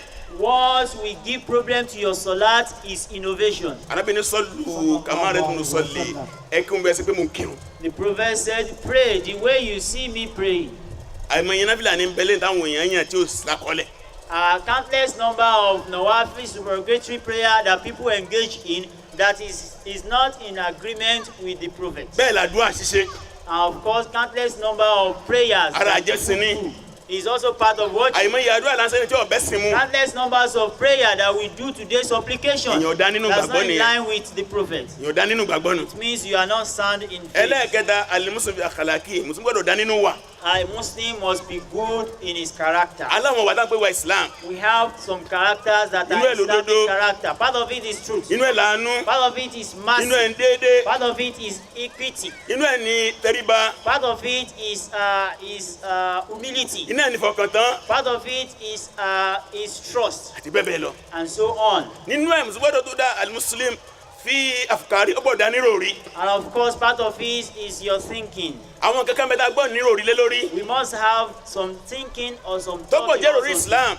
That is the thought of Islam. Àwọn òrórí kan já ti dàrú máa lọ́lẹ́ ni. There are some thinking that people have changed. Wọ́n bẹ́ẹ̀ náà Mùsùlùmí. We have some Muslims Ibi tí wọ́n dàrú rí ẹ̀rú lé lónìí. when they have up to the extent that they have scattered his ideology. Àwọn kankan ló ti kọ nínú Islam. Ó ti kọ lọ́wọ́ kankan nínú Islam. It has affected some things Ibẹ̀ náà in sì ti wọn Islam. gbà pé yẹn lè níyàwó kọjá ẹyọ kan. There are some Muslims that doesn't believe that you can marry more than one wife. Kò gbà pé yẹn lè gbéyàwó jẹ ẹyọ kan lọ. He doesn't want to believe that you can marry more than one wife. Ìròrí burúkú ni. That's a bad thinking. A Ọ̀n bad bẹ́ẹ̀ náà Mùsùlùmí ideology. mi náà. We have some Muslims, Ṣé ń gbà pé yẹn fẹ́yàwó ju mẹ́rin lọ. they believe that I can marry more than 4 Ìròrí wives. burúkú ni. That's also a bad ideology. Ibẹ̀ náà Mùsùlùmí jẹ́ gbàgbọ́ nínú tí wọ́n pè ní family planning. We have some people that believe in family planning. Ìròrí burúkú ni. It's also a Ó bad, wà bẹ́ẹ̀ lọ́lúṣẹ́ àwọn òròrí. countless number of bad thinking like that. Ẹlòmíì dá nígbàgbọ́. Some people, they are good in their Ó faith, dá níjọsìn. they are good in their Ó worship, dá ní ìwà. they are good in their character. Kò dá níròrí. It's not good in thinking. Kì í ṣe Mùsùlùmí gidi. It's not a good Muslim. Gbogbo nǹkan la gbọ́dọ̀ gbìyànjú lé lórí. All these things we must strive on it Ká tó lè jẹ́ Mùsùlùmí gidi. before you could be a Muslim. A Ló good jẹ́ kí Muslim. ọ̀kan náà àfa àkọ́tíà kan. That is why one of the scholars wrote a book. Wọ́n pè ní Muhammadu Kutu. The scholar is called Muhammad. Ó fi béèrè question ni. He has a question. Àìlànà Mùsùlùmí, are we Muslims? Are we Muslims? Ṣé bá a ṣe ṣe Mùsùlùmí làwa ibi? Are we Muslims? That's the question. Question ni. It's a question. Ó wá ń sọ bó la Mùsùlùmí ṣe rí lánàá bó la ṣe rí And he lé. was talking about the quality of Muslims in the old and the quality of Muslims today. Bẹ́ẹ̀ náà Fatiya kan. And of course, Fatiya Òun Khan, náà kọ̀wé lórí ọ̀rọ̀ Islam. he also wrote a book about Islam. Mọ́tà yá ni ti ìtìmọ́lẹ̀ Islam. Kí ni ìjẹ́ Mùsùlùmí túmọ̀ sí? What is the meaning of being a Muslim? Nítorí pé wọ́n bí mi bẹ́ẹ̀ ni. Is it because I was born a Muslim Àbí mo ń jókòó Mùsùlùmí. or because I have an Islamic name? Àwọn kan nu. There are some people. Islam ju yẹn lọ. Islam is more than that. Kí wọ́n bí mi bẹ́ẹ̀. It's not because you were born a Èèyàn máa Muslim. kọ́ ni.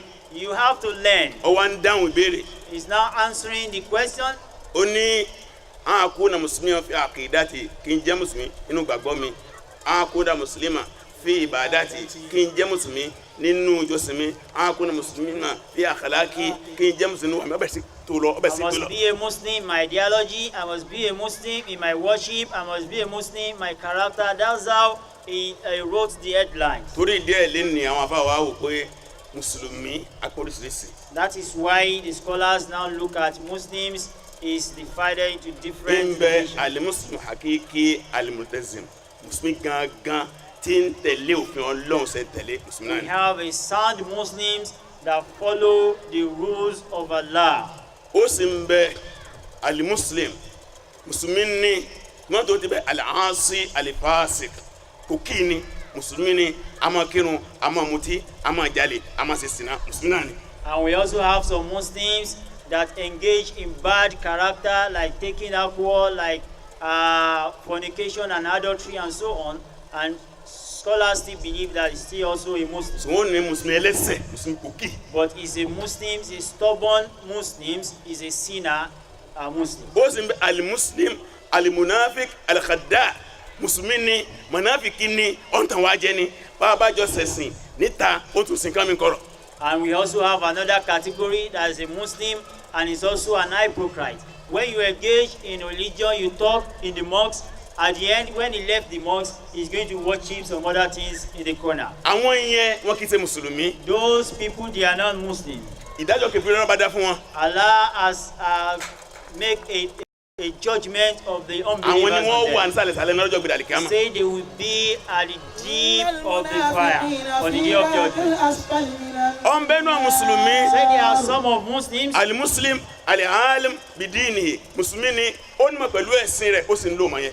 and there are Muslims that has knowledge about the religion and they make use of the knowledge. kò sí ní ọbẹ̀ ṣe láyé pẹ̀lú ìmọ̀ There ìsìlámù. is nothing he did in his life. He has to consult the knowledge of Islam. a sì ní alimuslim alijahil ya abdullah bijahlihi ó sì bẹ mùsùlùmí aláìmọ̀kan ni àìmọ̀kan náà ló fi ń ṣẹ̀sìn. And we have Muslims that does not know anything, an ignorant Muslim, and they worship Allah with his ignorance. bí àwọn àbá ṣe pín wọn nù. That is how the scholars describe the different types of Muslims that we nínú have. tá a wá sọ yìí What we are talking about tonight méjì náà lọ́dọ̀ àmẹ́. is only two that is good. alákọ̀ọ́kọ́ The first one mùsùlùmí gidi is a good Muslim tó sì ń tẹ̀lé lánàá ẹ̀sìn. that will follow the path of his mùsùlùmí religion. tó ní mẹ́ẹ̀sìn ẹ̀ The one that has the knowledge of his religion tó sì fi ń ṣẹ̀sìn. and he also engage in the practice of the religion with the knowledge. àwa tá a bá rí báyìí Those of us that we are in this category, ìfọ̀kànbalẹ̀ ń bẹ fún we have assurance bí tá a bá lọ báyìí lọ́bọ́lọ́ that if we leave the surface of the heart like this, sàárẹ̀ àrọ̀rùn we have a comfort grave. gbàgbàlì kí a máa rọrùn. And of course, on the day of judgment, we have so. mọ́tà jẹ́ mùsùlùmí ẹlẹ́sẹ̀ But if you are a Muslim, you are a sinner. ó ń kírun He's praying, ó mutí he goes to alcohol, the bar to take tí ò alcohol. bá sáfì sílámù lẹ̀ If he doesn't leave Islam dọjọ́ gbé tó fi kú till he die, tó bá dọjọ́ gbé dàlí kí a mọ̀ on the day of judgment, yọ wọ̀ ná. it is possible he enters hellfire. Very possible. He will enter fire, hellfire. ṣùgbọ́n kò ní ránà. But he will never die in the hellfire. Nítorí He will yàtọ̀ sí kèfèrí never pọ́nbélé end nù. in the hellfire. That's different between him and the unbeliever. ani Muhammad. Prophet of wọ́n Allah bá bá gbóhùn gbọ́ tó gbọ́ lọ́hùn gbọ́ láyé ń bí. said, whosoever believe in Allah and he believed Tó in the kú sórí ẹ̀. Prophet and he died tó bá on di it, àlìkíámà on the day of tó judgment, bá dàsìkò kan sometimes nígbà táwọn ti wà nù ná when some people are in the ọlọ́mọ tó bá hellfire, màlẹ́kà Allah will tell the angels ẹ máa lọ sínú ná that goes to the ẹ hellfire, lọ mọ gbogbo ẹni tó bá gbà mí gbọ́ láyé go and check whosoever has believed in me on the surface of the ṣùgbọ́n heart, ẹ̀ṣẹ̀ ló gbé dénú ná but they are in the hellfire because of sin. ọ̀ya ẹ máa yọ jáde kó mbẹ Remove them from the ẹ máa yọ jáde hellfire. kó mbẹ Remove them. ẹ máa yọ jáde kó mbẹ Remove them. wọ́n wá yọ jáde They will now remove ẹ máa fẹ́ them. wá wọnú àlìjẹ́nnà When they want to enter wọ́n wá the wẹ̀ paradise, wọ́n wẹ̀ they will now tó back. wọ́n kọ síwájú wọn báyìí Because to be written on the surface of the heart jahannami yù náà tẹ́tí pé jahannama that kọjá they are the children of the hellfire, they have Ojú wọn passed through dúdú. the hellfire. They have a black eyes, wọ́n wá fọ́ wọn mọ́ they will now watch them. wọ́n wá wà àlìjẹ́nnà They will now enter the paradise. àbí Ọlọ́run bá àlekè ọlá We are pleading to our Lord. wọ́n jà wọn náà tó wà àlìjẹ́nnà Allah not make us enter hellfire before àlìjẹ́nnà paradise. kò jẹ́ wá straight Let us enter paradise mọ́sá straight. ìgbàdúrà wa o May Allah accept our mọ́sá prayer. ìdótì wa o May Allah be with ìdá us. àlesọ lásọ yìí That is what we can say. lọ́gbà níjọsìn fún wa Tonight, may Allah accept it àtẹ̀ntọ́ as sọ àtẹ̀ntọ́ worship. gbọ́ The speakers, the mọ́sá ìgbà listeners, níjọsìn fún wa o may Allah accept it. gbogbo àwọn bàbá Our àwọn fathers, ìyá wa our mothers, àwọn ẹ̀gbọ́n wa our brothers, àwọn àbúrò wa our young tájọ wà ń ones, bí that we are here Mọ́sá together. ìgbàdúrà wa o May Allah accept Àwa our tọrọ fún prayer. orílẹ̀-èdè wa. We are praying for our country. A tọrọ fún ìjọba wa. We are praying for our government, Ìjọba àpapọ̀. the federal government Tí bàbá Buhari ń so lórílẹ̀ wa lórí. that is being led by our father Ọlọ́run bá ní dúró Buhari. tì wọ́n o. May Allah be Bá with ní ràn him. wọ́n lọ́wọ́ o. May Allah support Bí wọ́n him. orí ṣe o. May Allah make it easy Gbogbo for tí him. ọ̀fẹ́ kọ́ dá ẹ̀rọ Ọlọ́run bàbá ní fọ́n sùúrù. Those who doesn't want success of this country, may Allah make them to be Jẹ́ kí ìgbà patient. wọn kó tura. May Allah make his time comfortable for Àtọ̀fún gómìnà everybody. wa ní Lagos State náà. And of course, we Agbègbè are ọjà ń pleading bá for our ṣèjọba. governor in Lagos State, Ogun Local State, government and náà. those people that work with him. Ọlọ́run mọ́tàjọba náà Local rú. government, Ìfọkànbalẹ̀. Ààbò. comfort, Ìrọ̀rùn. security. Wọ́n ṣàìsí fún wa. May Allah give it to us. Gbogbo àgbáyé bá ní dá ìfọkànbalẹ̀ The síbẹ̀. whole world, may Allah return His Gbogbo tí ń lo mercies, kálukú wa bá ní comfort. gbé fúfú yẹ. All the pains of our mind, may Allah soften it for us. Subhana rabbika. رب العزة عما يصفون والسلام على المرسلين والحمد لله رب العالمين